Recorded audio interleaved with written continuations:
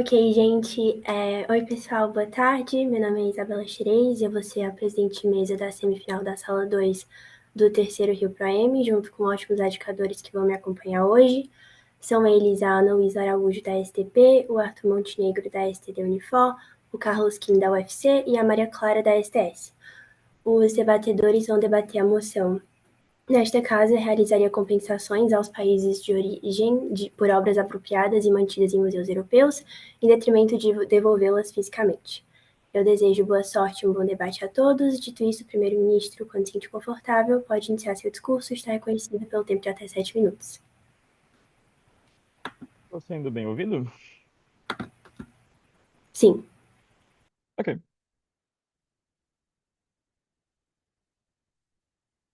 Pessoal, não vou gastar muito tempo com agradecimento. Agradeço principalmente ao Bruno aí que me apresentou o mundo de debates, que está comigo aí desde 2007 na minha vida. Sei lá, acho que é 2007, não lembro. Que agora, infelizmente, tá longe aqui, não tá em Floripa, mas topou debater esse campeonato comigo, tá? Também agradeço a todo mundo que tá junto comigo, acho que eu conheço a grande maioria. Dito isso, vou iniciar meu discurso em 5, 4, 3, 2. Mesma caracterização. Nesse debate a gente está falando basicamente sobre obras que estão em domínio de países europeus que foram os grandes colonizadores ao longo da história, colonizaram países que até hoje pelo mundo inteiro são pobres. A gente está falando tipo da Espanha colonizando metade, mais da metade da América Latina e de, sei lá, Inglaterra dominando vários países que são da africanos e países que até hoje sofrem bastante com questões financeiras e etc, etc. Ok? Eu quero começar esse debate basicamente colocando a nossa apólice para vocês entenderem e depois eu trazer meus argumentos. A nossa apólice tem dois pontos. O primeiro deles é material, é literalmente financeiro. Acho que uma das coisas mais importantes, a gente está falando sobre o nível de reparação histórica para esses países. Esse debate vai ser se essa reparação histórica tem que ser em compensação ou de fato devolver as obras. A gente tem que entender que financeiro é uma das coisas que é importante. A gente tem que, basicamente, a gente roubou isso em algum momento muito no passado, e a gente literalmente está falando que a gente vai devolver esse dinheiro. A gente pode fazer isso através de royalties, através das visitas dos nossos museus, a gente pode fazer pagamentos relativos às obras, relativo ao valor avaliado delas, diversas outras compensações relacionadas a, tipo, beleza, tem pessoas que estão entrando no meu museu, estão pagando por isso, essas obras têm um certo nível de valor, a gente vai devolver esse valor para eles, inclusive pagar provavelmente um pouco mais por toda essa coisa histórica. O segundo é uma questão mais simbólica. Primeiro, a partir do momento onde a gente implementa essa questão de tipo, fazer uma compensação, a gente vai fazer com que todos os artefatos, todas essas obras que a gente tem em nosso domínio, vão a partir de agora ter algum certo nível tipo, de a história delas vão ser contadas. A gente vai ter um esforço grande para que todos isso que tem nos nossos museus, literalmente agora tipo tem, sei lá, um acompanhamento de como foi feita essas coisas, como que é a cultura do país, como que está associado ao país e tudo que beneficia o país em relação à sua cultura. Ok? Agora vamos trabalhar uns poucos argumentos. A questão financeira eu acho que é uma questão muito simples. Esses países, na grande maioria, são países que até hoje são muito pobres, que tiveram diversas dificuldades de ao longo da história se recuperarem economicamente. E é muito provável que eles peguem esse dinheiro e utilizam realmente para a cultura. Mesmo que eles não utilizem para a cultura, esses países têm um pouco mais de dinheiro extremamente bom. Não preciso trabalhar tanto esse argumento, porque eu acho que é intuitivo que um país pobre ter dinheiro, receber dinheiro de países que no passado colonizaram ele, é extremamente positivo para isso. Agora vamos falar sobre a questão de visibilidade, a importância da história. Toda vez que a gente fala de história, a gente fala que história é importante para ser lembrada, justamente para muitas vezes não ser repetida. A gente tem muito mais enfoque quando a gente fala sobre problemas que aconteceram no passado. Do mesmo jeito que, por exemplo, a Alemanha tem museus sobre o Holocausto, justamente para tentar fazer com que eles não repitam isso, para lembrar a sua história do passado, sobre todas as vezes que erraram, sobre todas as coisas que aconteceram. É importante a gente entender que a história é um lembrete constante das coisas que aconteceram, do que a gente tem que repetir, das coisas que a gente não tem que repetir. E por isso a história precisa ser visível. Acho que isso é uma das coisas mais importantes. Não adianta nada eu ter história, não adianta nada eu ter coisas que eu quero mostrar para o mundo se essas coisas as pessoas de fato não veem. Os países europeus são extremamente conhecidos por serem muito mais um turismo velho, que a gente fala, o turismo voltado justamente para conhecer história.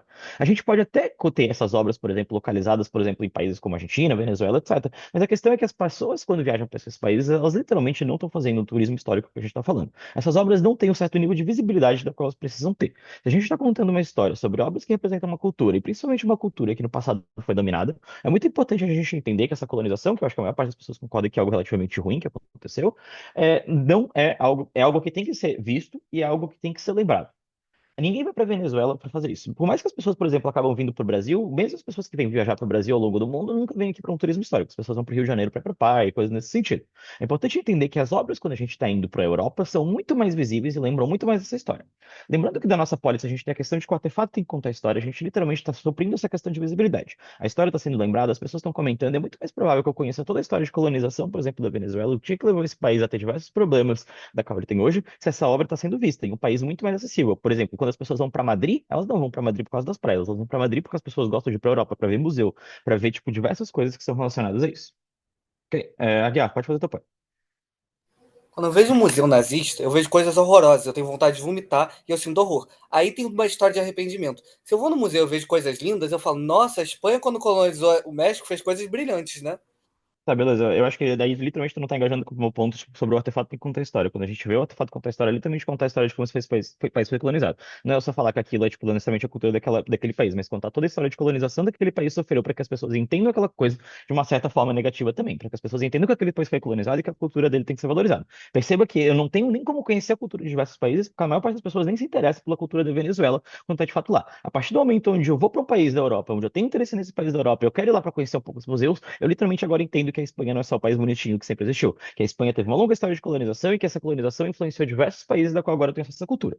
Coisas que eu não tenho antes, ok? Agora, o segundo ponto que é muito importante pra gente falar disso. O país em geral, os países que são mais pobres em geral, eles têm um grande sucateamento da arte. Quando eles têm problemas financeiros, a principal coisa que eles fazem é sucatear arte. É muito improvável que devolvendo essas artes para esses países, essa cultura vai ser de fato valorizada. Esses países não têm condições de manter grandes coisas, eles não têm condição, por exemplo, de, tipo, botar essa arte em exposição e fazer com que essa arte seja valorizada. Pensa assim comigo. A gente teve diversas vezes no Brasil já histórias de museu queimando. Em 2018 a gente teve uma das maiores histórias de incêndio no museu. Diversos países fecham seus museus porque não tem mais dinheiro para manter, ou simplesmente esse museu está tão sucateado porque as pessoas não conseguem nem entender as obras lá de fato. Elas só estão jogadas lá. Devolver para esse país é literalmente muitas vezes pedir para que essa arte seja ignorada, para que essa obra seja ignorada, porque o foco do país não é isso. Ele tem focos muito mais importantes para lidar com esse momento. No nosso lugar, onde ela está pelo menos na Europa, a gente entende que as compensações financeiras para o país, além de ajudar esses problemas da qual eles estão lidando, é muito mais provável que essa história inteira seja valorizada, porque a gente tem muito mais condição de fazer com que essa obra seja preservada, com que essa obra seja mostrada e coisas totalmente que a gente entra. Todas as coisas que a gente entra nesse ponto. Pode segundos? Pode segundos já foi. Pode primeiros? Não? Três, Porque eu dois, preciso um. ir para Porque eu preciso ir para a Europa para conhecer a história da Venezuela e não para Venezuela. Você não acha que você apagar memória e criar revisionismo histórico? Tá, beleza. Eu acho que a questão é o seguinte: a Europa é muito mais atrativa. Tem diversas coisas por quais as pessoas vão pela Europa, mas o turismo histórico é uma das coisas mais fortes. É muito improvável que alguém vai querer ir pra Venezuela só pra conhecer a história da Venezuela. Tipo, querendo ou não, a história da Venezuela não é uma coisa super relevante pro mundo, mas a partir do momento onde eu vou, tipo, pra Espanha, eu literalmente tô concentrando diversas histórias numa só. A Espanha não colonizou um país, ela colonizou, sei lá, não sei quantos, 10 países, vamos chutar aí. Então, literalmente, eu tô concentrando todas as coisas em um onde eu tenho diverso acesso a muito mais história do que eu teria se eu tivesse ido direto pra Venezuela, que é extremamente improvável que as pessoas vão. As pessoas vão pra Europa, as pessoas já se conhecem diversos coisas na Europa que concentram em uma só. Perceba que a quantidade de cultura que eu estou conhecendo naquele momento é muito maior do que ter que concentrar em diversos países espalhados pelo mundo. Se eu quero ter acesso a histórias, tipo, se eu quero ter acesso à cultura, se eu quero ter acesso à arte, se eu quero ter acesso a principalmente histórias de países que foram colonizados e nem tipo, que eu preciso ter no nosso mundo, literalmente ir para a Europa é o jeito mais simples de encontrar tudo num lugar, porque a Europa tem trem, etc, etc, etc. Ok? Caso alguém queira pintar um assunto, basicamente, que esses países têm direito, ninguém aqui está defendendo basicamente se a colonização é boa ou ruim, acho que todo mundo concorda que ela em si é ruim.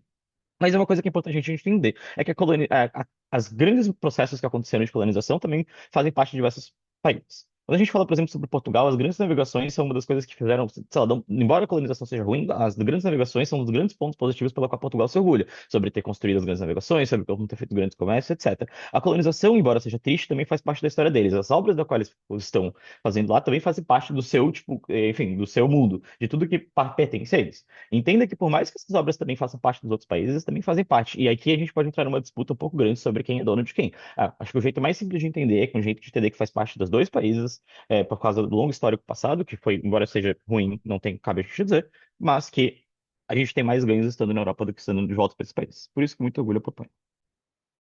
A mesa agradece o excelente discurso e utilização do tempo e convida a líder da oposição, quando se sente confortável, a estar conhecida pelo tempo de até 7 minutos.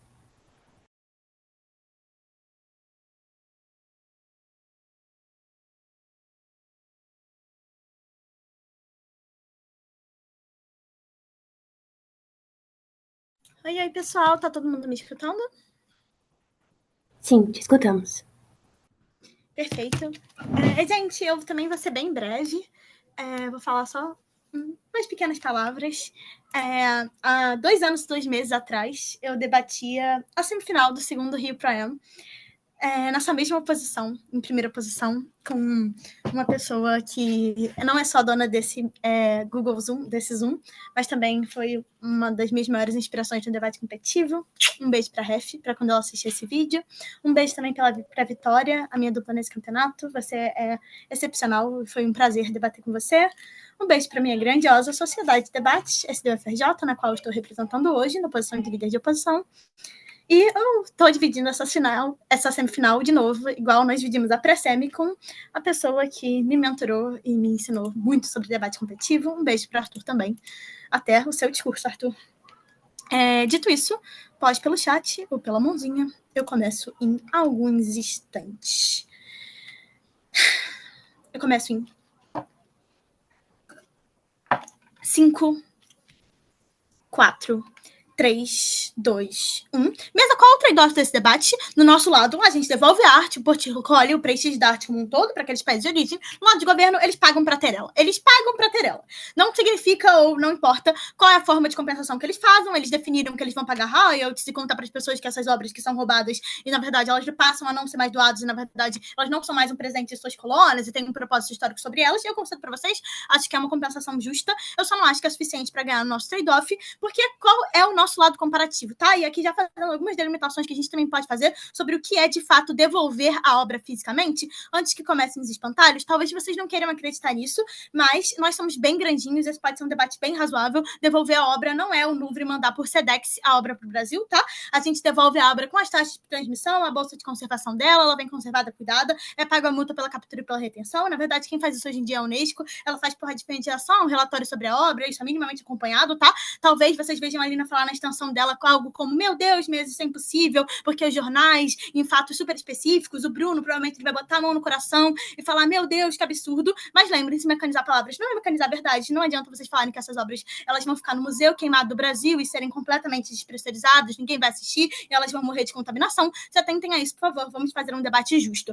Dito isso, travado esse embate, quais são nossos objetivos enquanto primeira posição? O nosso objetivo fundamental enquanto primeira posição é responder por que compensações financeiras, sejam elas quais sejam, ainda que elas tenham uma veia simbólica de história e de contar o propósito sobre elas, não valem mais do que a obra e a sua existência como um todo de volta para sua nação, ok? Nosso caso se divide em 3 argumentos. O primeiro delas é memória e resquício histórico. O segundo é o valor da obra, porque esse valor se perde no Louvre ou nesses grandes museus, e ainda que eles tenham mais estrutura material de infraestrutura mesmo. E o terceiro é a responsabilização desses países europeus pelo roubo e pela captura dessas obras. Vamos começar pelo primeiro, sobre memória e resquício histórico, e porque isso é um ganho comparativo exclusivo do nosso lado, e ainda que eles tenham comprado um caso único enquanto primeiro governo como visibilidade, não é suficiente para a gente ganhar, ok? Mesa, a memória de um lugar está relacionada aos itens que ela carrega. Igual sociedades têm bandeiras, países têm culturas, têm símbolos, têm memória, por meio da sua simbologia e por meio do que eles criam. Isso foi capturado quando a gente está falando de países que foram colonizados, como, por exemplo, a maioria dos países da América Latina e a África como um todo. Esses itens foram roubados, como, por exemplo, o grande muro da Babilônia está no Museu de Berlim, ou como, por exemplo, grandes obras e artefatos estão no Vaticano. Isso gera perda de identidade, perda de reconhecimento, perda da sua própria capacidade de se reconhecer quanto a sua própria nacionalização. Porque seus itens de maior valor, o que trouxe e traçou a sua história desde o país colônia, seus minerais, suas substâncias, seus substratos, seus portões, tudo seu está agora cooptado em outro museu. Isso gera perda de identidade e perda de reconhecimento. Quando a gente devolve a obra, a gente não devolve apenas a estrutura material daquele lugar. Isso gera uma condição de você capilarizar e se sustentar por identidade, reconhecimento e nacionalismo de novo. Quem vê de fora, não só por quem vê de fora, que agora sabe e reconhece que para conhecer aquele lugar e para adentrar isso, aquele lugar também está repleto de história e memória, mas também é sobre quem está de dentro. Kainan, sabe por que as pessoas não vêm no museu aqui no Brasil e vão para Lapa? Porque nossas obras no Brasil estão roubadas em Portugal. Sabe por que as pessoas vão em Feirinhas e Babilônia, mas para ver o museu e o muro da Babilônia elas vão em Berlim? Porque não existe essas obras lá. Não é por falta de infraestrutura somente, ainda que exista disparidades materiais,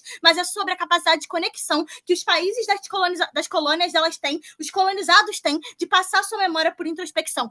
Memória conecta as pessoas e conecta as pessoas a uma história do que é ser independente. E provar que você é independente, contar sua história aos seus eixos é muito melhor do que o storytelling do Vaticano dizendo que eles acordaram harmoniamente em dar a obra e que agora essa obra pode ser contada pela história da Igreja Católica. Mesa, o portão do Babilônia está em Berlim e eu não conheço sobre a Babilônia em Berlim. Aquela obra é uma arte abstrata, mas ela foi capturada. Para ela, tijolo por tijolo, as pessoas e a história daquela localidade cidades se perderam. E Berlim não significa nada para ela, ainda que conte história. O Caio não fala sobre visibilidade, mas Mesa, meu Deus, as pessoas não querem. Elas falam, Mesa, meu Deus, as pessoas não querem ir para Venezuela. E agora eu posso conhecer Venezuela de verdade indo para Espanha. Pelo amor de Deus, né, gente? Alguém acredita de verdade nisso? A comparativa é muito clara. Visibilidade magética versus interesse simbólico interno e externo. Ainda que, ok, as pessoas não visitem museus na Venezuela e agora elas visitam museus na Espanha por muitos motivos.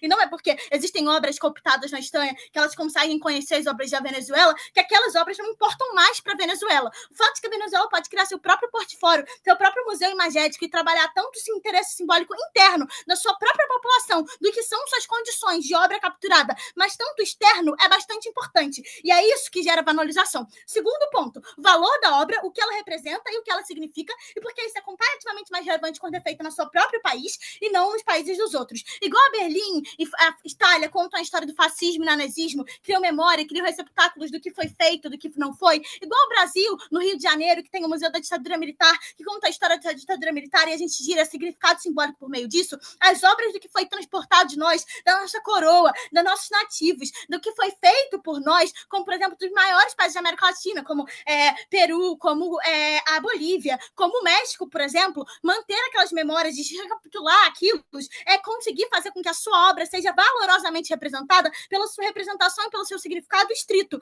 Ainda que você conte a melhor história, concedendo aqui para governos que eles vão contar uma história leal, ela não tem o mesmo nível de representação, porque ela parte sobre a ideia do colonizador, de que existiu uma boa relação entre o colonizador e o colonizado, o que chega no meu terceiro ponto, a diminuição da responsabilização. Antes disso, pode fazer pós, segundo o governo.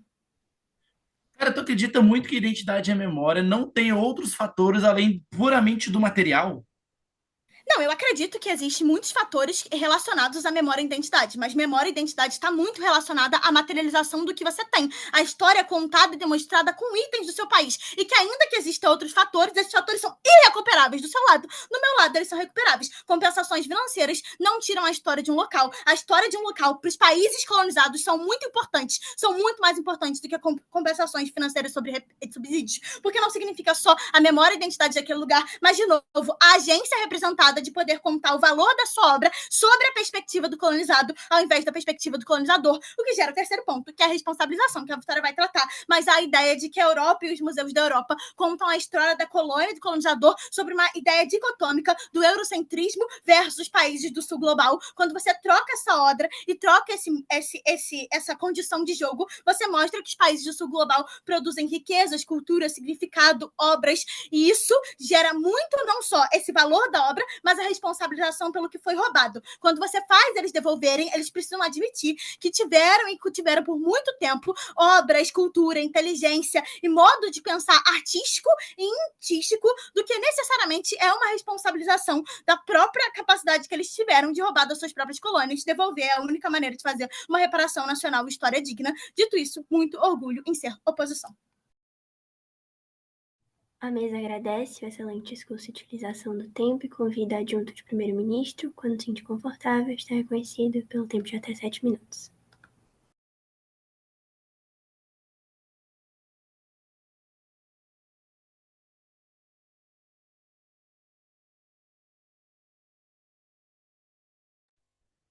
Olá, segundinho.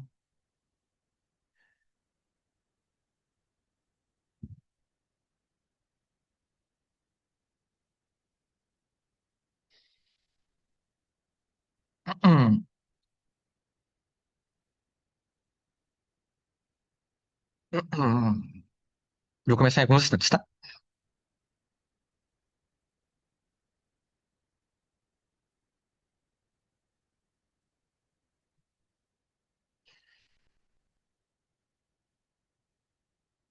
Três, dois, um. A reparação vai acontecer em dois eixos. Um deles é o financeiro, royalties, né, dinheiro que vai utilizar o país de origem, inclusive a financiar, sustentar a própria cultura.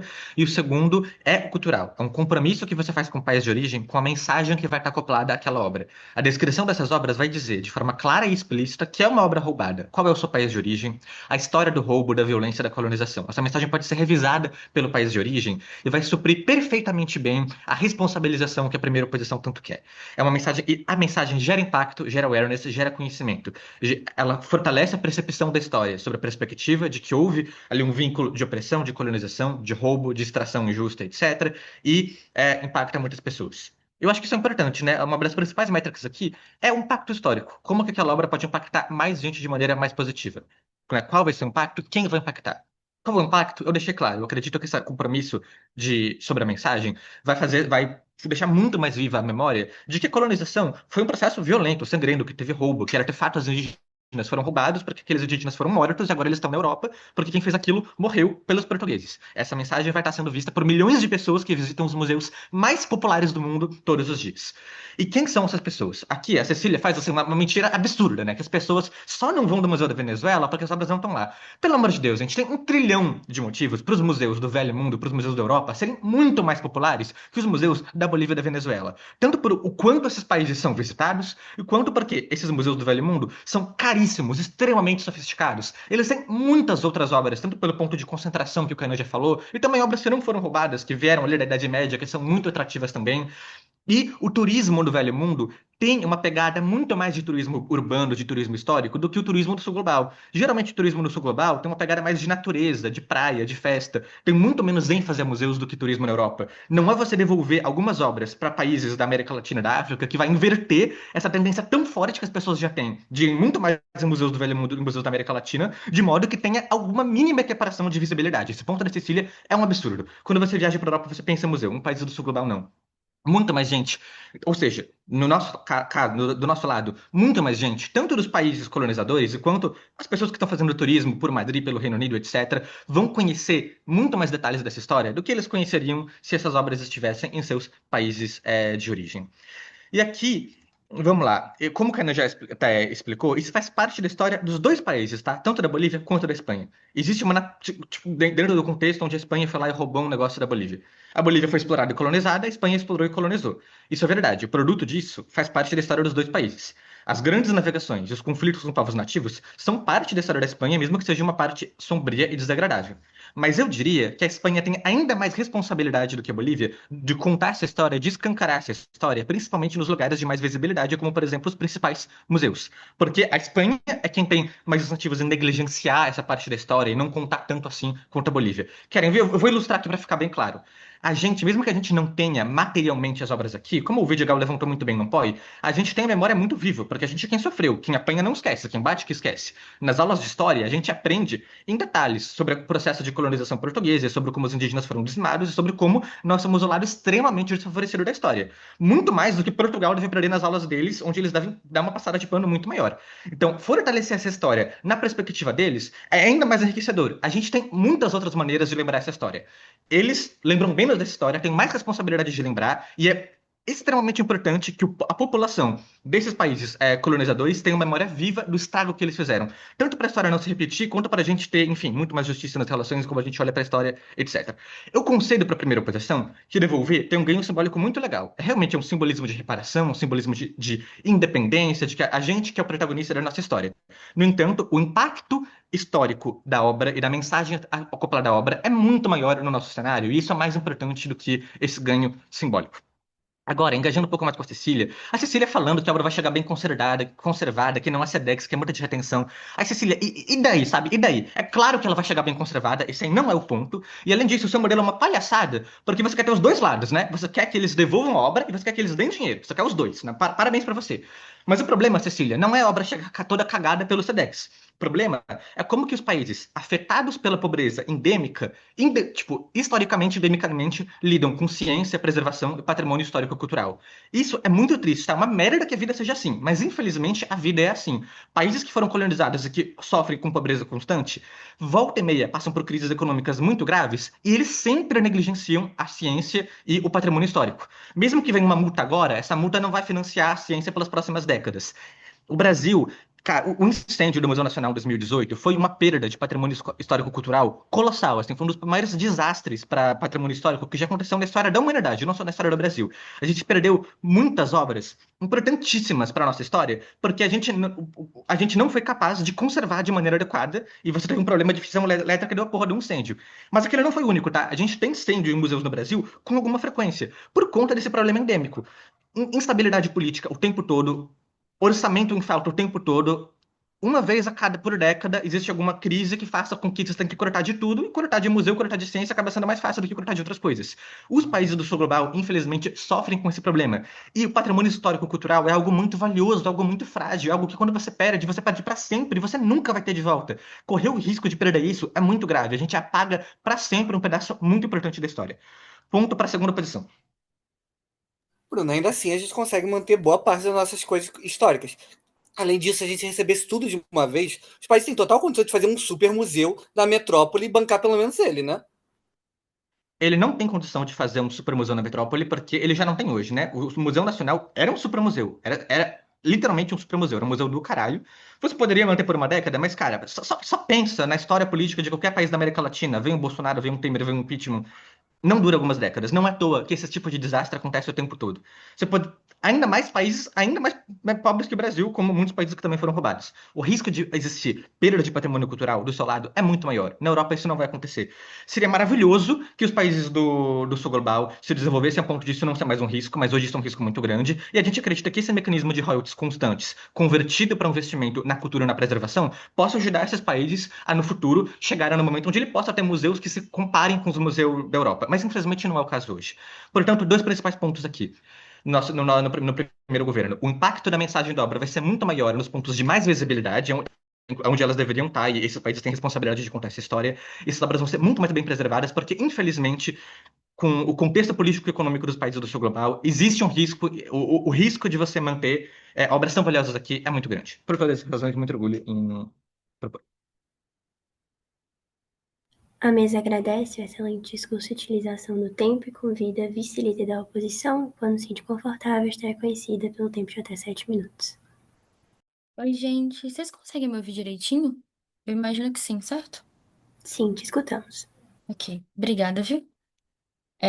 Tá bom. Só deixa eu colocar o cronômetro que eu tinha esquecido. E enquanto isso, eu vou fazer alguns agradecimentos especiais. Primeiro, eu queria agradecer a Cecília por, enfim, ser minha dupla. Tá sendo uma experiência interessante, sim. E, tipo, realmente agradecer e tal, porque, enfim, o Proem é bem importante pra ela. Mas também é bem importante pra mim, assim. E eu estou de novo caindo na sala com a extensão do Arthur Aguiar, eu não aguento mais.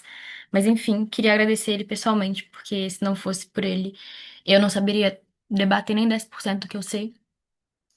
E também mandar um beijo pra Nina e pro Léo, porque eles estão meus amores, meus queridos. E por fim, agradecer ao Senato, a sociedade que me criou, que fez de mim quem eu sou. Então, eu acho que não cabe no peito falar o quanto que eu tenho amor e carinho pelo Senato. Agora vamos parar, né? Que a gente tem que debater, coisa séria. Começo meu discurso em 5, 4, 3, 2, 1. Mesa, perceba como essas compensações serão feitas sob um arcabouço específico que diria muito mais respeito aos países que roubaram essas obras do que em relação aos países que efetivamente foram roubados. Isso porque a gente tem uma relação profundamente assimétrica entre os países nessa relação. A relação étnico-colonial ela é perpetuada em status quo e como isso ocorre, se perpetua em muitas coisas, mas pela arte, inclusive. Significa que, ok, eu até compro um cenário de que esse país faria um acordo entre si e que a partir disso uma compensação financeira poderia ser colocada. Mas assim, convenhamos, quem tem mais poder nessa dinâmica claramente são os países que oprimiram. Significa que provavelmente eles nem vão dar um valor tão alto assim por uma obra de arte. Vamos ser bem honestos sobre isso. Agora, um ponto específico, sobre o manto do exotismo. Geralmente essas obras elas são usadas como forma de manter um certo status de colonialismo disfarçado dentro dos países antigos colonizadores. O exotismo foi cronicamente usado para manter um certo viés, uma certa imagem de como essas obras são vistas.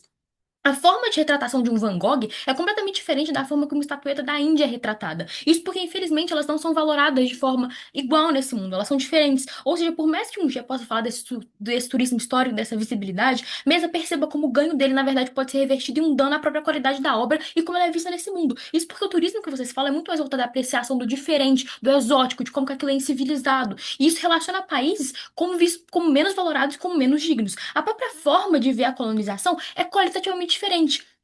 E isso porque, gente, a forma de contar a história sobre isso é dominada pela narrativa dominante. A valorização cultural não existe no cenário de governos Porque suas histórias são completamente capitalizadas pelas metrópoles. Gente, qual é o incentivo da Espanha de falar, galera, errei, fui moleque, colonizei e cometi vários massacres em vários territórios latinos. Isso literalmente não existe.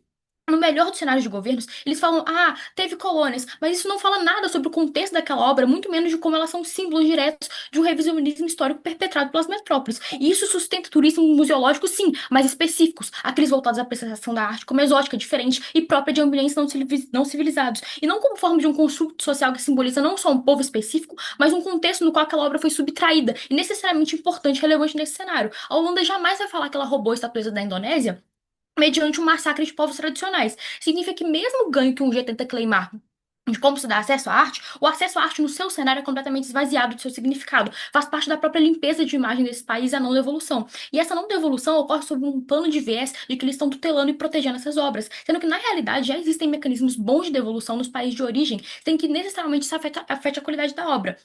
Um exemplo é, sei lá, a Alemanha devolvendo o manto Tupinambá que nós tentamos reaver há 100 anos. E esse acordo entre museus é parte da nossa contraproposta. Ou seja, negociações entre museus mediados por, sei lá, a Unesco e pelos estados desse país sobre a melhor forma de devolução nesses cenários. A própria forma de devolução é colocada dentro de contextos específicos, ou seja, salvaguardas, garantias de que uma obra seria minimamente preservada.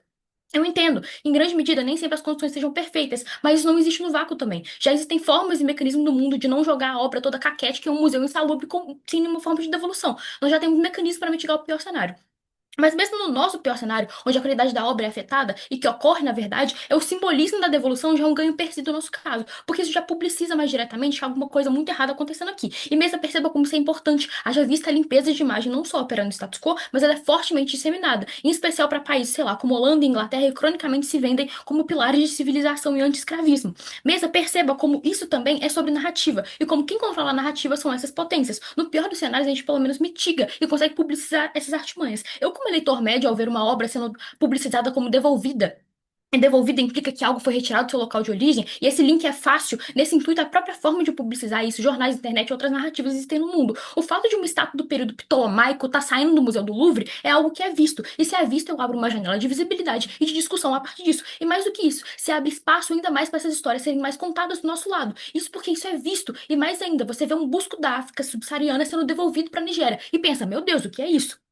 Você vê o próprio Estado da Nigéria recebendo a obra publicamente, até porque geralmente quando uma obra é devolvida, um acordo é fechado entre os agentes e países que fazem parte dessa dinâmica. E mais do que isso, os países de origem em geral celebram o retorno de sua obra, porque eles têm incentivos de publicizar isso, como, sei lá, a União Nacional, agradecimento ao país que devolveu. Isso pode abrir margens futuras para que fique mais claro e evidente máculas de colonialismo e de como os países envolvidos precisam ter responsabilidades. Isso já é um ganho persistente no cenário que não existe no cenário de governos. A gente não tá falando que necessariamente agora as pessoas vão viajar em massa para Bogotá para ver arte, mas os detalhes da história do Museu Real de Madrid é parcial e continuará sendo parcial, porque é onde a obra está alocada.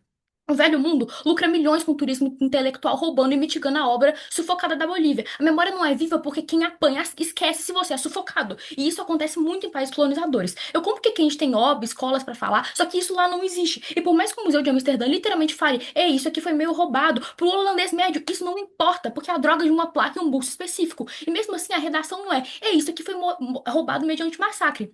E sim, isso aqui faz parte de uma ex-colônia. Isso é muito diferente. E não há mecanismos suficientes para fazer com que eles tenham responsabilidade de se lembrar. Porque eles acham que história é baseada e centralizada neles, e isso literalmente não vai mudar tão cedo, sem visibilidade de que um roubo é um roubo. Agora, devolver fisicamente simboliza a retomada dos povos de origem em relação aos seus patrimônios históricos e culturais. Eu compro o ônus que, de fato, os museus europeus podem ser mais equipados. Só que eles também apresentam só um lado da história. Eles mantêm um artifício histórico. E a responsabilização, eles nunca vão se admitir como responsáveis por essa questão e continuam se utilizando, lucrando de obras roubadas de outros países. Isso porque, em geral, uma exposição sobre a Pedra de Roseta nunca vai falar sobre como ela foi achada, sobre o expansionismo colonial inglês sobre o Egito como protetorado. E sim, a única alternativa é a devolução. Isso obriga os colonizadores a se mostrarem ao mundo sob essa luz. Isso agora fica evidente de como essas relações assimétricas entre colonizador e colonizado. A situação museológica de países desenvolvidos tem se alterando no status quo. Isso já ajuda a mitigar e faz parte, inclusive, da nossa própria contraproposta. Põe um G rápido.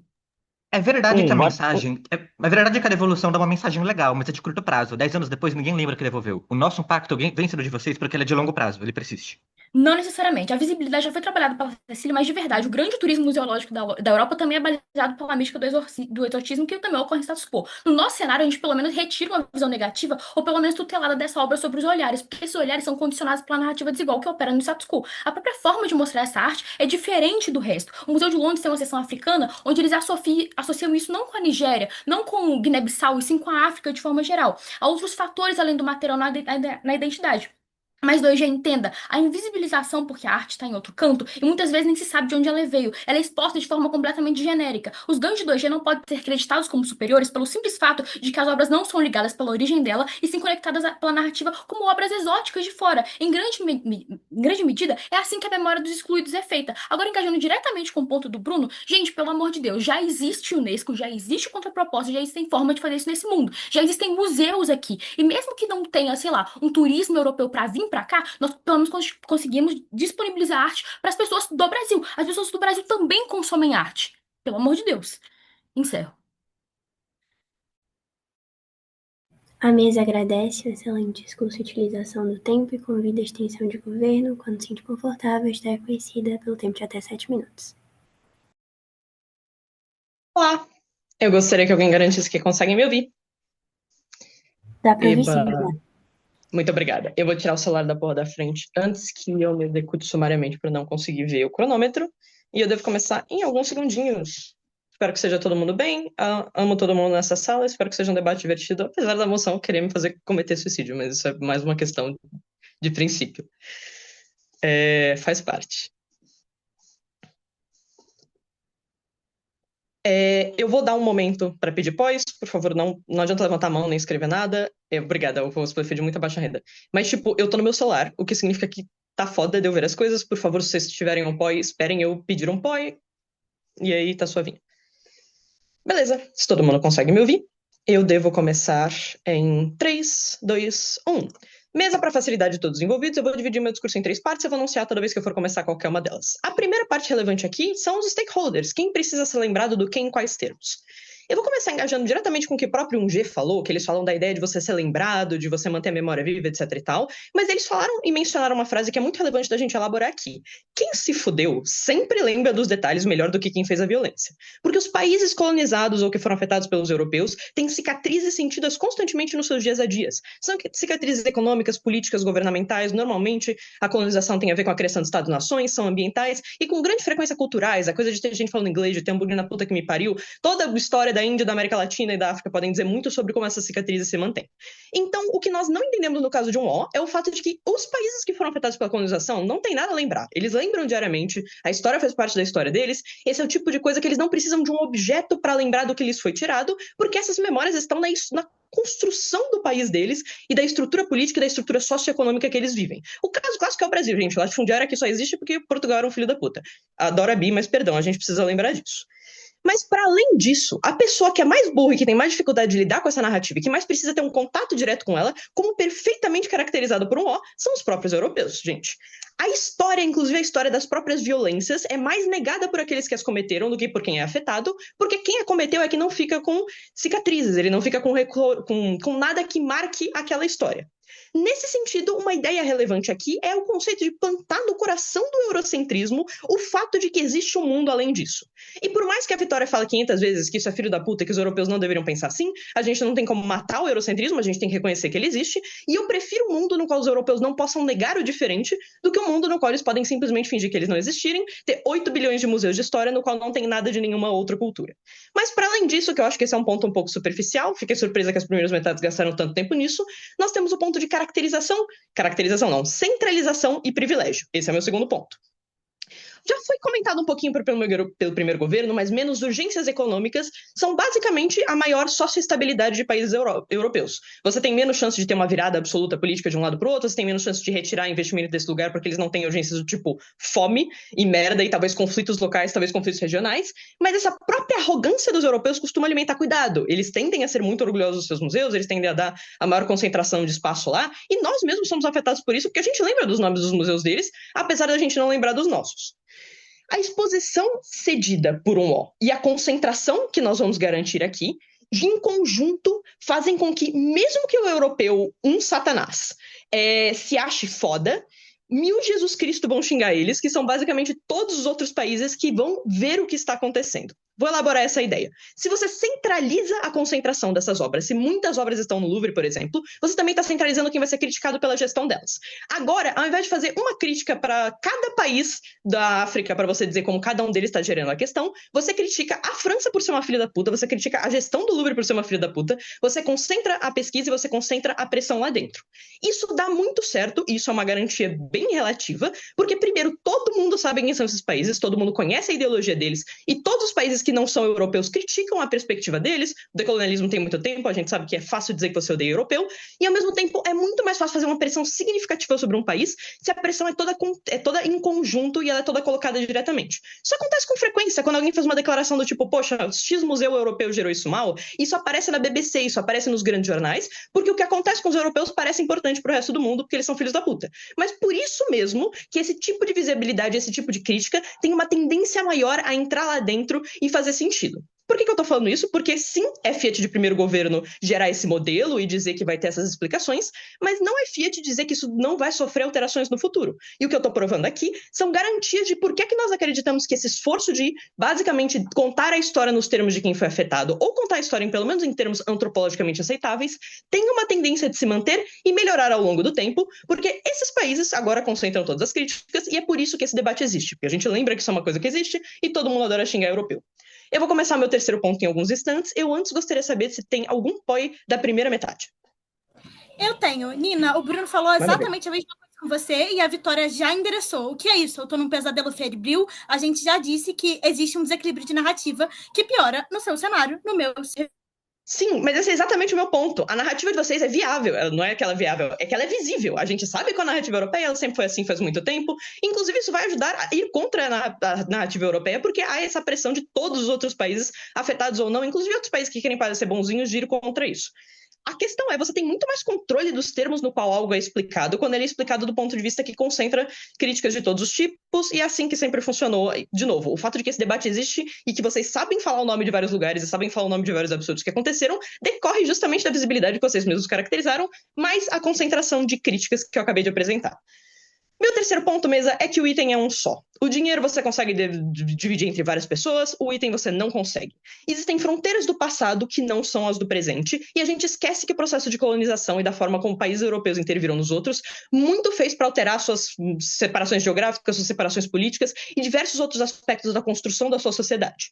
Na hora que um país europeu tem que decidir quem é o recipiente correto para a devolução desse item, se vai ser o povo tradicional de um determinado país ou se vai ser o governo daquele país, se vai ser um governo que está naquela região atualmente ou se era o governo que era dono daquele terreno naquela época, ele está basicamente não só tendo custos diplomáticos significativos, mas ele está fazendo a maior filha da putagem que os europeus já fizeram, que é se meter na vida dos outros e atribuir legitimidade internacional com base nas vozes da cabeça deles.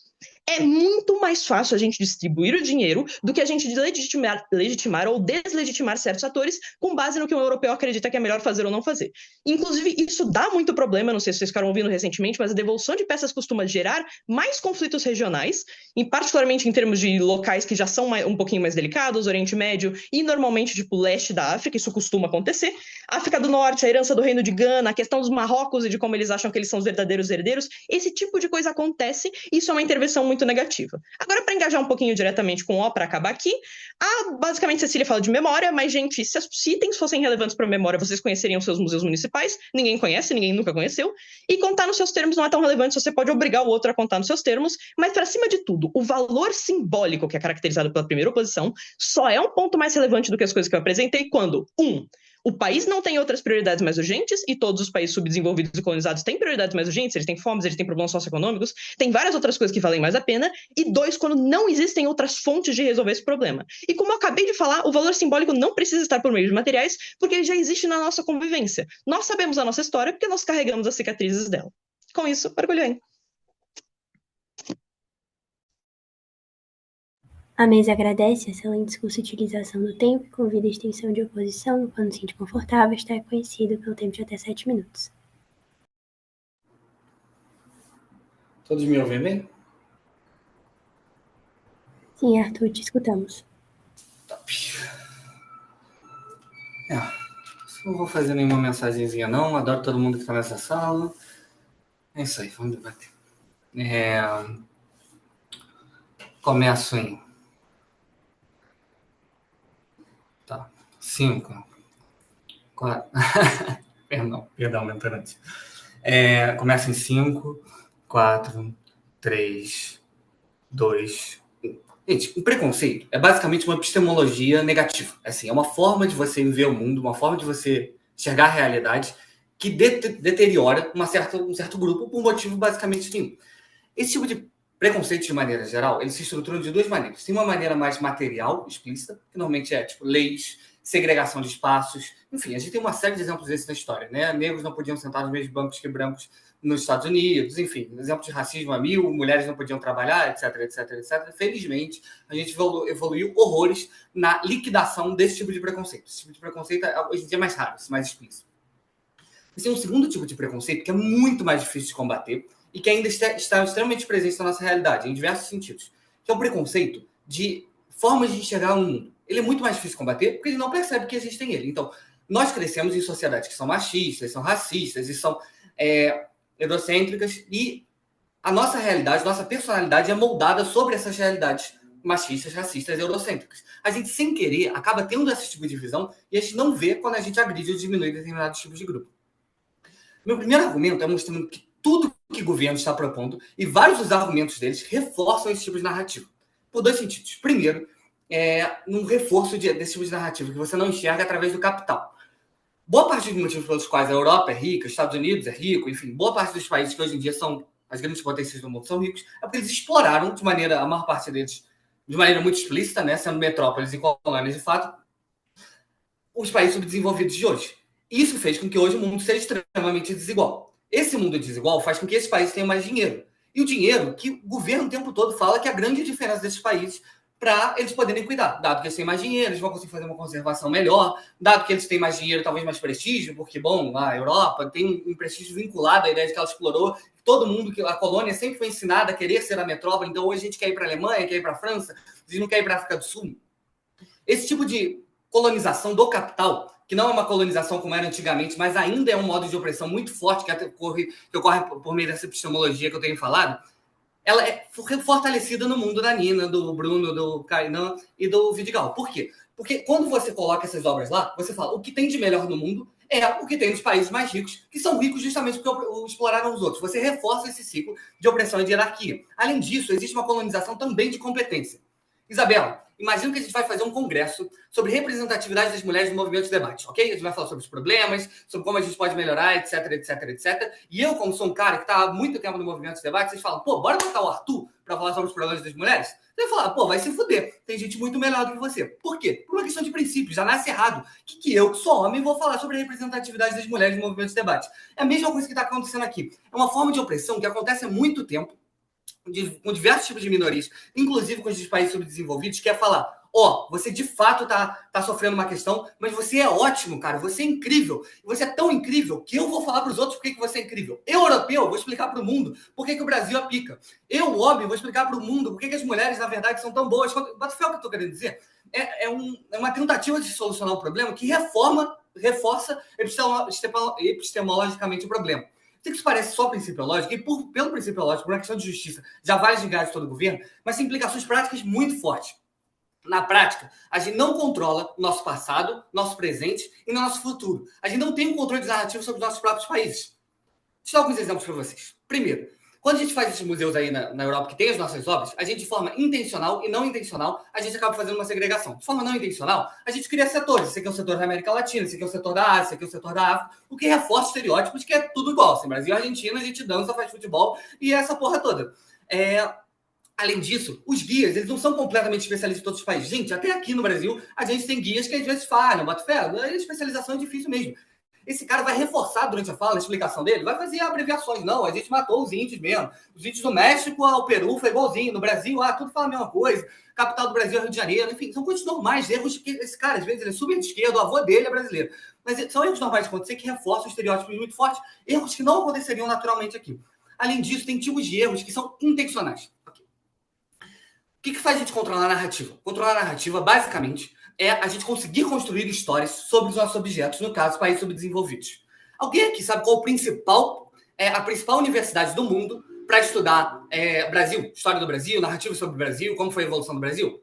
O FRJ? Não. O FMG? Não. USP? Não. Universidade do Texas. Se você quer estudar sobre história do Brasil, você vai fazer um mestrado na Universidade do Texas, se você for bom.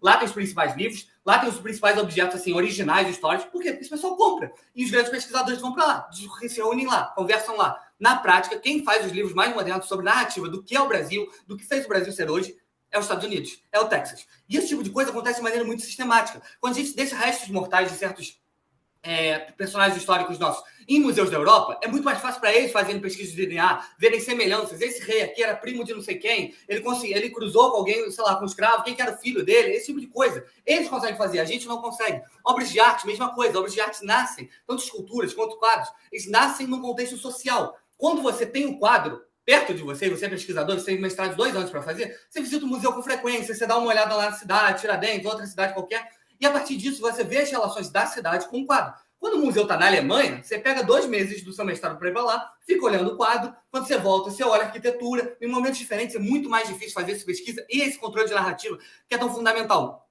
Tem o terceiro motivo que é muito importante, que é o motivo de que a gente pode estar começando, isso pode ser a fagulha para mudanças maiores. Como eu falei, esse tipo de preconceito epistemológico é uma coisa que a gente não vê. A gente só percebe quando alguém fala de maneira muito sistemática, a gente fala, nossa, não é que eu era preconceituoso quando eu fazia esse tipo de piada, não é que eu diminuí aquele grupo, eu não fazia de propósito, não queria, não sabia que era isso. Eu só fui criado a ser assim.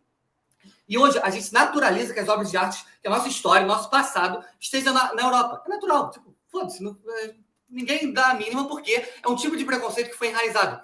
Mas, às vezes, quando a gente bate num certo preconceito, a gente começa a conseguir desconstruir outros tipos de preconceito. Vou dar um exemplo muito claro.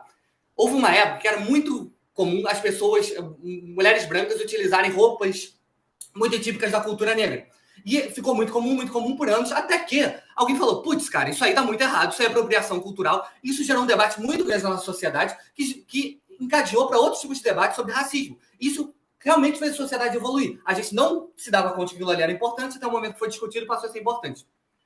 Tem 3 coisas que me levam a crer que isso também aconteceria se a gente fizesse coisa da arte. Primeiro, que ia ser pauta no mundo, porque ia ser muita arte indo para tudo quanto é lugar. Todos os jornais do mundo iam falar sobre isso. Segundo, que movimentos políticos já estão muito organizados, já criticam esse tipo de coisa, então eles fariam de maneira muito rápida. Ó, isso não tem que ser feito, olha, essa outra coisa também, que podem estar vinculados. E terceiro, que tem outras pautas relacionadas a esse tipo de opressão que também são facilmente engatilhadas, são próximas, e por isso a gente poderia se aproveitar e falar, pô, tu achou isso um absurdo? E aquela outra coisa ali?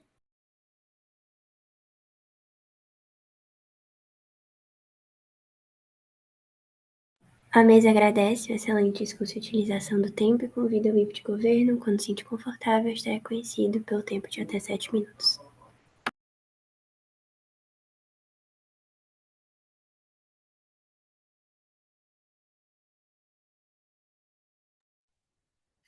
Dá para me ouvir de boa? Tá sim. Obrigado. Inclusive, eu quero comentar que só ontem eu descobri que seu nome é Xerez, amigo. Eu achava que era Xeres. Só vendo minhas folhas aqui, pegando meu cronômetro. A gente jurava que era Xeres. Enquanto eu tô pegando meu cronômetro, vou só fazer os meus agradecimentos mesmo. Esse é um campeonato muito especial para mim, por 2 motivos. O primeiro é que meu primeiro campeonato foi um Pro-Am. É, o Pro-Am da Condeb no ano passado, foi um campeonato muito divertido, diga-se de passagem. O meu segundo motivo é porque esse campeonato está indo com a pessoa que é a minha maior referência no movimento, que é a Nina. Se você voltar aí em todos os meus eliminatórias que eu já disputei, eu estou sempre agradecendo ela. E já deixar o aviso que está tendo o jogo do Galo e toda a casa é ridiculamente atleticana, então se vocês virem gritos muito absurdos, não é ninguém morrendo, é só o Galo fazendo um gol. Tá, eu acho que eu peguei tudo. Eu começo em 3, 2, Primeira coisa que eu vou fazer aqui é repassar um pouco do caso da Nina e do porquê que ele é tão inteligente. No final das contas, ela centraliza muito bem os seus impactos quando ela trabalha para a gente sobre a centralização dessa arte, sobre como essas obras são compreendidas simbolicamente no mesmo espaço e sobre o porquê que isso é benéfico, disputando a métrica que foi concordada com a mais importante dentro desse debate, que é basicamente justiça social e o ganho crítico daquela população. Ela começa o discurso inteligentemente, mostrando para a gente sobre como que o stakeholder central para dentro dessa moção é não a pessoa que está no país colonizado, mas na pessoa que está no país colonizador, que carece de ganho de visão crítica sobre o mundo e de ter outros impactos sobre visões de mundo e coisas do tipo. E eu vou trabalhar como que seu engajamento direto sobre o caso do Arthur também. No final das contas, ela fala para a gente sobre o ganho de capacidade crítica, porque o objeto ele será visto sempre como culturalmente deslocado. Quando eu tenho, sei lá, um objeto egípcio dentro do Museu Britânico, ele não é assimilado como parte da cultura britânica, mas é assimilado como um pedaço da história de outro local. E o fato de que ele é constantemente visto como culturalmente deslocado coloca sobre esses países, primeiro, uma constante holofote sobre crítica e sobre o sentido de que eles têm que constantemente se provar, segundo, uma pressão sobre excelência, sobre como que eles têm que se sair, coisa do tipo, e sobre como eles têm que preservar isso constantemente, senão eles estão fodidos, porque isso sempre vai virar notícia, e sobre como isso centra, né, no coração do eurocentrismo a discussão sobre a retenção e sobre a reparação arqueológica e simbólica desses objetos. Agora vamos ver como é que isso se engaja e ganha das outras bancadas. Primeira oposição faz três casos basicamente para a gente, né? A Nina já fez muito bem escantear os dois primeiros, que é sobre a memória e resquício. Tem um erro crasso na Cecília que parece acreditar que no final das contas a memória ela só trabalha por conta de patrimônios tangíveis e ela parece ignorar que a gente tem patrimônios intangíveis, música, dança, culinária, a história material pós-colonização também que se desenvolve, ou seja, se existe de fato uma perda de identidade e reconhecimento, ele é mínimo, então isso deixa ela com delta negativo. O segundo dela sobre valor de obra e representatividade, sobre como que a gente tem agência e tudo mais, que é até mesmo reforçado pela Vitória, quando ela fala sobre visão e apreciação de limpeza, ignora alguns pontos centrais. O primeiro é que, no final das contas, a própria existência desse debate já prova como a culpabilização dessas regiões existe, como que, no final das contas, a gente vai sempre considerar que esses países, de fato, estão deslocadamente colocando objetos que não são deles dentro dos seus próprios ambientes. Segundo, o fato de que o ganho financeiro que você está atribuindo a esses países é uma reforma muito mais pragmática de como que a gente lida com a culpabilização, que é o terceiro ponto, eu trabalho nele. E terceiro, sobre como que, mesmo quando eu olho esses objetos, eu não penso neles só com uma apreciação como se, tipo, nossa, como foi grande o Império Britânico, mas eu penso sobre a apreciação da glória das nações passadas. Eu nunca atribuo o fato que eu estou vendo uma parada egípcia no Museu Britânico a como que o Museu Britânico é pica. Eu penso sobre como é que aquele império era tão incrível, sobre como eu estou tendo a oportunidade de ter isso, sobre como é que todo aquele europeu em volta de mim, no final das contas, está sendo impactado por aquela visão de um mundo diferente. Aqui já sou eu engajando diretamente com o caso do Arthur, que parece trabalhar todo sobre uma única premissa, que é sobre como que, no final das contas, no mundo dele eu vou ter mais probabilidade de ter um impacto de visão diferente, sobre preconceito e tudo mais. Sabe o grande problema do caso do Arthur? É que ele se baseia em reclamar sobre o reforço de uma estrutura geral, uma macroestrutura financeira, sobre como esses países se organizam, sobre como o preconceito é presente na nossa sociedade, mas ele nunca me mostra como isso muda de forma relevante ao devolver essas obras. No final das contas, é provável que eu ainda tenha essa hierarquia entre os países sendo feita, tendo manutenção no final das contas, por causa que esses países têm mil outros motivos, além da existência dessas obras ou não, para se sentirem hierarquicamente superiores aos outros. E o preconceito sobre a visão de mundo acaba sendo muito bem colocado. Ele tem um ônus de argumento gigantesco que ele só parece atacado pela janela. Ou, inclusive, falando sobre ônus de oposição, nenhuma das duas trabalha sobre dois pontos importantíssimos para o caso deles funcionarem. O primeiro, ele dá com o ônus de por que a capacidade da memória está diretamente ligada à posse desses objetos materiais. E segundo, o porquê que a justiça cultural só acontece quando eu sou dono do material. Agora a gente vai voltar em primeira oposição para ganhar nesse debate, que é o quê? Eles falam sobre um caso de responsabilização, sobre como eu tenho menos probabilidade de ser responsabilizado, de sentir que eu estou pagando pelos meus pecados enquanto colonizador. Mas é só no nosso mundo que, de fato, estou fazendo uma diferença pragmática nessa sociedade e me responsabilizando por toda a merda que eu fiz enquanto colonizador. Primeiro, você quer responsabilização maior do que colocar a marca do ladrão no coração do eurocentrismo? Colocar ali o fato de que esse é o sentido da crítica e tudo mais? Segundo, o pagamento financeiro, e principalmente constante, já que a gente tem feito de modelo e ele trabalha com modelo de royalty, esse pagamento é constante aos países originários, que não só é uma culpabilização constante e temporal para esses países de entenderem o que eles fizeram de errado, mas segundo, pelo fato de que eu estou obrigando o colonizador a, de fato, agir sobre os malefícios que ele deixou. Cara, o colonizador foi uma merda. No final das contas, ele deixou para trás um ambiente de miséria, dificuldades sociais, dificuldades financeiras. E é só quando eu estou aplicando dinheiro, colocando investimento, no final das contas, que eu tenho uma capacidade de mudança pragmática da sociedade em algum nível. Por causa que eu devolver as obras não ignora, inclusive, um ponto que é... Elas, e aqui sou eu batendo no discurso de primeira oposição que parece trabalhar sobre, sei lá, como que a gente vai ter uma distorção e uma lavagem histórica. Cara, revisionismo histórico é o ato de você olhar a história de um ponto, a história de um país, de um ponto de vista e dar a ela sua própria visão. Isso ainda é perfeitamente possível dentro do caso delas. Por causa que basta que eu devolva essas obras ao país de origem e ele seja instrumentalizado, essa conquista de reaver objetos seja instrumentalizada, para que todo o ganho dela seja por água abaixo, o que já diminui de novo outro impacto das meninas. Antes de eu continuar, faça teu pai, Vitória. Por mais que países subdesenvolvidos tenham outras prioridades, a visibilidade ocorre em qualquer alternativa, a mudança de narrativa está muito mais do nosso lado, isso gera a agência dessas pessoas sobre sua própria identidade colonizada, velho. Cara, esse que é o interessante. Mesmo que eu tenha essas pessoas colocando as mãos dentro do seu material, vocês nunca tentaram, conseguiram me mostrar sobre como que eu mudo de fato essa agência, sobre por que essa agência é importante.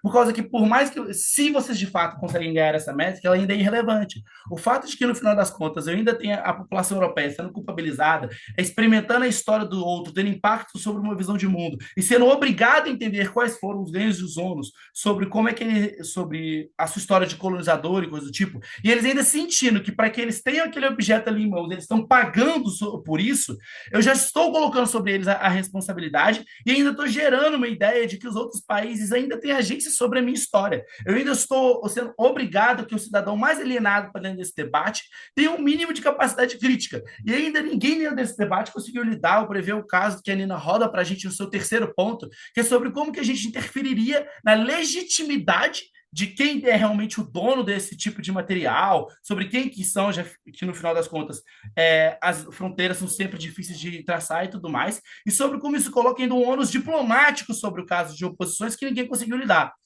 Infelizmente, meu tempo se finda, então só tenho a dizer muitíssimo orgulho em propor. A mesa agradece o excelente discurso de utilização do tempo e, para fechar o debate, convida o líder de oposição, quando se sentir confortável, estar reconhecido pelo tempo de até 7 minutos. Boa tarde, estão me ouvindo todo mundo? Sim, te escutamos. Que bom, me vendo também, né? Imagino. Vou pedir antes de tudo, Vitória, se puder abaixar a mão, por favor. Desculpa. Em sequência, gostaria de fazer alguns agradecimentos. Primeiro de tudo, só para tirar as coisas da bate na frente, põe na mãozinha ou no chat, na câmera também pode ser, só não ligar o microfone, por favor. Queria agradecer muito ao Arthur novamente por estar sendo essa minha dupla consistente e estou aprendendo demais vendo ele de maneira que eu nunca ia pensar. E também, de novo, agradecer a Cecília por ter proporcionado isso e por estar também aqui nessa sala de novo, e a gente tendo que se enfrentar mais uma vez. Olha que coisa linda, 2 rodadas seguidas. Bem, muito obrigado a todo mundo que está na sala também, aliás, os juízes, os outros participantes. Muito, muito feliz de estar podendo participar. Eu vou pedir a mesa, só aquela coisa de arrancar a folha. Pronto, uma. Pronto. Ai, ai.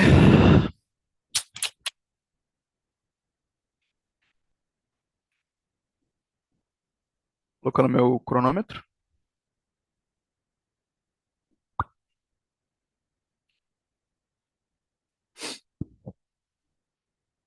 Tá, vamos lá. Vou começar em 3, 2, 1 e já. Olha, mesa, antes de tudo eu tenho que retomar um ponto que foi trazido em primeira oposição, foi tentado batido, mas ele não é muito consistente a forma como governos tentaram bater. Vou deixar muito claro, tá? Primeiro de tudo, a arte, né, as obras de arte, as obras em geral, têm valores diferentes para diferentes tipos de nação. Uma nação desenvolvida, o valor da obra de arte produzida por ela mesma é uma coisa. Para a sociedade em desenvolvimento ou subdesenvolvida, que era, em essência, colônia no passado, tem um valor completamente diferente. E esse valor, ele é trazido em primeira posição, eu vou lembrar para vocês, que é também um sentimento de coesão interna, de história interna e identidade interna. Segundo o governo tenta elencar, assim, meio que de última hora, que o maior stakeholder são as pessoas que bateram e não lembram, mas eu vou provar para vocês que as cicatrizes que trazem, que na realidade são cicatrizes que a gente sabe o que a gente sofreu, é mentira. Essas cicatrizes são cicatrizes fantasmas, cicatrizes que, de fato, a gente sente. A gente sente o racismo estrutural causado pela escravidão aqui no Brasil. A gente sente a diferença entre homem e mulher, mas isso é mais histórico, né? Eu tô falando assim de colonização mesmo. A diferença, vou usar o exemplo do racismo. A gente sente isso, mas a gente não tem a capacidade de compreender plenamente de onde isso vem. De fato, eu tô sentindo, eu tenho essa cicatriz. Mas é uma cicatriz, porra, imagina, tu aparece com uma cicatriz na perna, tu não sabe de onde veio. É uma angústia existencial, uma angústia de caralho, que porra é essa? De onde isso veio? Por que que isso me aflige tanto? Então, vamos lá. Quem bate pode esquecer, mas quem apanha fazem esquecer, é esquecido a partir do próprio processo de colonização. No caso, a gente tem heranças que ficam, né, escondidas, como foi elencado pelo Arthur, esse preconceito estrutural invisível, que ele não é tratado sobre, porque a gente não consegue tratar sobre, porque a gente não tem material para tratar sobre, a gente não tem material para ressignificar e conseguir lidar com os nossos traumas históricos. A gente sente e a gente não faz nada, porque a gente não tem como fazer nada sem ter herança histórica precisa. Vamos lá. Dito tudo isso, eu vou passar para primeiro governo. Primeiro governo, né, fala sobre essa coisa que você vai ter essa recompensação do dinheiro. Primeiro de tudo, já subjugando a arte, é uma lógica do capital, de que você ainda tem esse sintoma de colonização, esse sintoma de que o dinheiro demanda, o dinheiro que controla a arte. Bem, a arte e a história, né? Porque a gente está falando que arte relacionada à história e seu valor histórico, não é só uma coisinha para você ver assim. E histórico interno. Tá, eu já disse sobre essa questão da arte ser diferente, né? E que no caso de populações em desenvolvimento, ela tem um sentido interno muito mais valoroso do que externo, tá? A gente não se importa se o europeu está vendo sobre o Brasil, a gente se importa se o brasileiro está conseguindo entender, se o brasileiro está conseguindo desenvolver de fato a sua... Tá, eu fui um pouco severo, a gente se importa sim com o europeu vendo, mas é um stakeholder secundário, o stakeholder principal é o brasileiro. Só para não falar, você foi muito severo, eu vi o Kainan levantando a mãozinha e fiquei com medo. Não, tá bom, a gente se importa sim com o europeu vendo, isso é importante, eu vou trazer isso depois, mas a gente tem que mostrar bem claramente que o brasileiro é mais importante. E mesmo se for europeu, depois a gente trata sobre isso. Vamos lá. A gente tá... o que acontece? Primeiro de tudo, o governo brasileiro, vendo, no caso, o Estado brasileiro, a nação brasileira, ou qualquer país colonizado, estou usando o Brasil no exemplo porque é como a gente vive, a gente consegue entender melhor.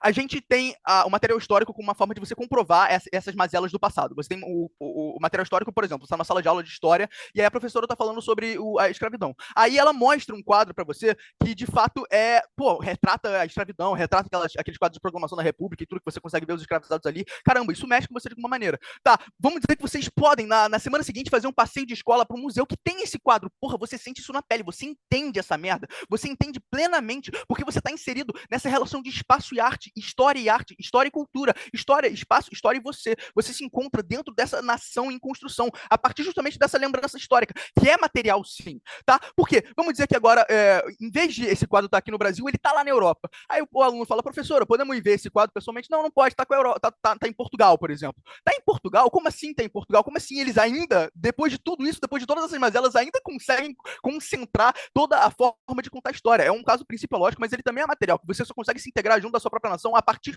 dessa construção da história. Darcy Ribeiro, viva o povo brasileiro. O povo brasileiro, ele não tem nada em comum a não ser futebol e a porra da história que perpassa todo mundo e a gente sente, mas não entende, que foi até o que a Nena trouxe. Tá, dito tudo isso, o caso do primeiro governo fala de melhor preservação. Melhor preservação, tá, não importa, porque é importante que esteja aqui pra gente conseguir construir isso.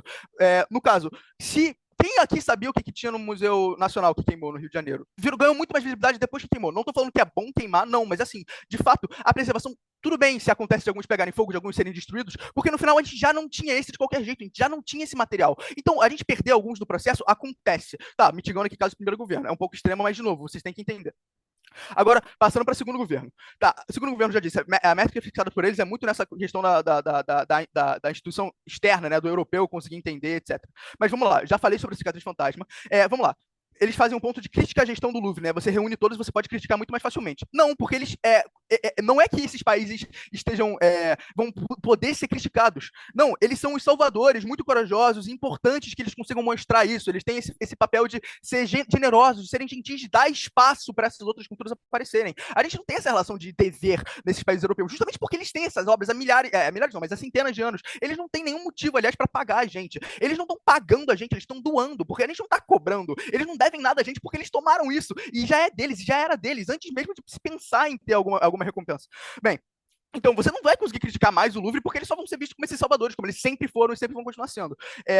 Além disso, o outro ponto que a Nena traz, que depois o Vidigal fala que ninguém vai abordar, eu vou abordar agora, que não sabe para quem dá, mas no processo de você devolver para uma nação que tem vários conflitos de interesse para quem é o dono de fato daquela obra de arte, você na realidade tem uma revelação da história daquele país, porque vão ter vários órgãos competentes tentando que disputar, tentando que discutir, tentando que ver quem de fato tem tem o direito de ter aquele material, quem tem o direito. E nisso você vai acabar revelando pedaços da história, que é justamente o que a gente quer. E nessa revelação de pedaços da história, dessa maneira visível, né, nesse conflito entre organizações, que você de fato vai conseguir construir essa ideia para o povo, que é o que a gente está falando. A arte para as nações em desenvolvimento tem um valor de coesão interna.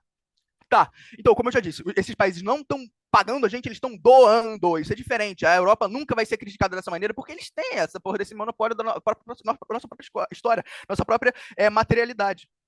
Bem, dito tudo isso, eu já arquei primeiro governo, segundo governo. Quanto à primeira posição, por que a gente se diferencia? A gente consegue se diferenciar porque, além da gente se aprofundar, né, no ponto de coesão interna, construção de história, construção de discussões, revelação dessas mazelas estruturais que, teoricamente, são invisíveis a curto prazo, bem, a gente também consegue mostrar muito mais claramente quais vão ser os impactos materiais mesmo, assim, sabe? Não só necessariamente de você ter essa coisa do país não civilizado, etc., que você mostra de fato essa diferença, mas que aqui pra gente, a gente tem de fato essa construção e você consegue ter uma maior capilarização da população. E é isso que a gente está prezando, né, com a arte no sentido de país em desenvolvimento, país ex-colonizado, dessa relação com a metrópole. Não importa se a pessoa lá de fora vai conseguir entender ou não, mas quero dizer, importa, mas aqui é muito mais importante pra gente que a gente consiga entender isso a partir da própria relação do espaço e da obra de arte. Bem, de tudo isso, acabou meu tempo, muito orgulhoso em meu pôr. A mesa agradece pelo excelente discurso e utilização do tempo e a todos pelo debate. Nos vemos nos anúncios dos finalistas, pessoal. Obrigada.